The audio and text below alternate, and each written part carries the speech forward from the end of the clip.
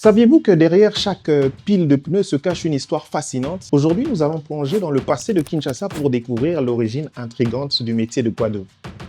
Aujourd'hui, nous allons explorer un métier qui résonne dans les rues de Kinshasa. Vous avez certainement déjà entendu parler de quado. Ce sont ces experts de réparation, l'entretien et de la vente de pneus qui sont bien plus que des simples ouvriers parce qu'ils portent en eux une histoire incroyable. Mais saviez-vous que derrière ce terme se trouvent des racines d'un passé colonial? Remontant dans le temps, à l'époque coloniale, il y avait un Européen du nom de Coando qui s'était installé en République démocratique du Congo. Il a marqué le début de cette aventure linguistique. Coando était un mécanicien doué, un spécialiste de la vulcanisation de pneus. Il a donné naissance à ce nom unique quado. En 1930, avec M. Paul Kirst, il a fondé la maison du pneu, un lieu important où tout se passait, importation, réparation et vente de pneus. À l'origine, le quado était associé à cette maison unique qui est devenue le centre névralgique des pneus à Kinshasa. Avec l'extension de la ville et la croissance des véhicules, d'autres se sont joints à cette activité. Le nom Coando s'est transformé en quado dans le langage populaire, devenant ainsi l'activité de vulcanisation. Il rappelle l'importance de chaque métier, aussi modeste soit-il dans le tissu social. Comme le dit si bien l'adage que je paraphrase,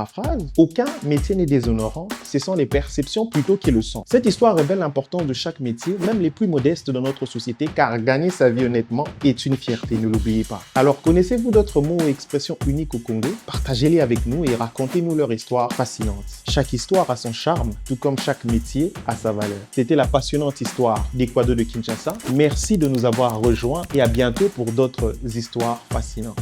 Allez. C'était Jérémy Lebug, responsable communication. Merci de me suivre dans mes aventures aussi folles qu'elles soient. Allez, à très vite. Quado, est-ce que tu connaissais ou pas? Tu la connaissais ou pas? Ah, Ibaguitin? On a fait la bino matière. J'ai vu des messages qui sont entrés là. Quand je disais mon texte, là, voyons voir.